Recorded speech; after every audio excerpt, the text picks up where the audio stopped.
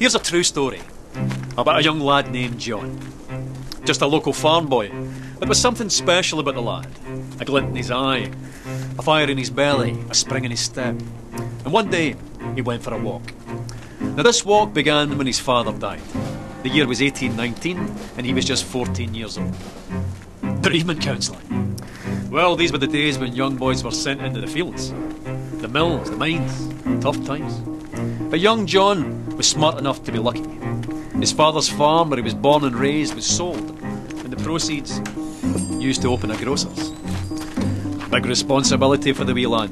His own shop in Kilmarnock, with his name on the door, John Walker, or Jhonny, as the world now knows him. Back then, all grocers stocked a range of local single malts, but they could be a wee bit inconsistent. For John, that wasn't good enough. He began blending different malts together as a way of offering his customers a consistent, unique product. Now this backroom art quickly developed into a commercial proposition, and a very profitable one. And because there's nothing like a commercial proposition to stir the Scottish heart, it grew quickly into an industry filled with ambitious entrepreneur distillers. John thrived in this environment, and so too soon with his sons, Robert and Alexander, who joined him on his journey. The Walkers became the biggest name in a rapidly growing industry.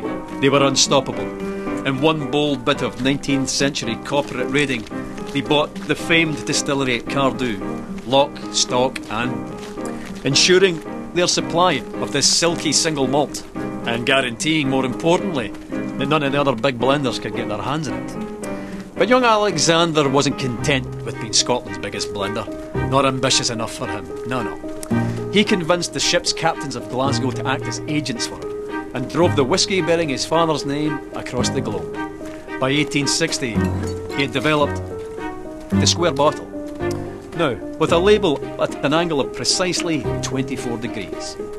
No big deal, you might think, but you'd be wrong. The square bottle meant less breakages and more bottles per shipment. The diagonal label meant larger type, and together that meant Jhonny Walker had unmistakable presence on any shelf in the world. The bottle became an icon, and the rich liquid it contained sought after and consumed across the globe. Quite a character, Alexander Walker. Master of the blender's art.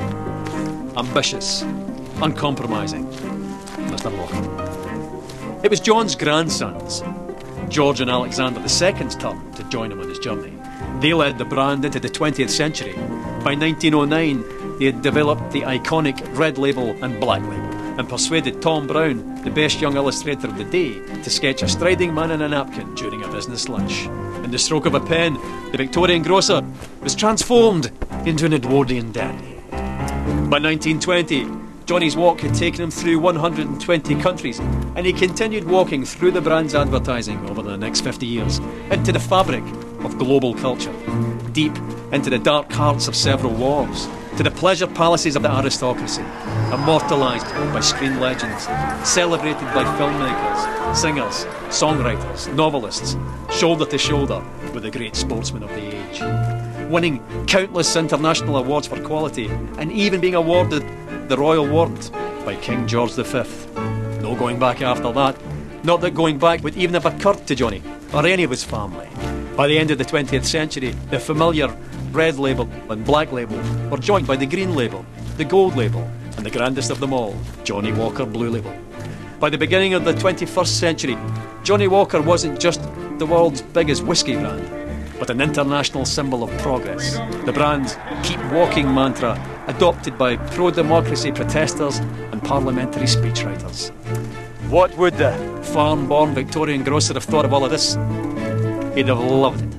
A Victorian farm-born grocer he might have been, but he and the family that followed him were possessed by a fiery ambition with the skill and intelligence to match. 200 years later, and Jhonny Walker's still walking, and he's not showing any signs of stopping.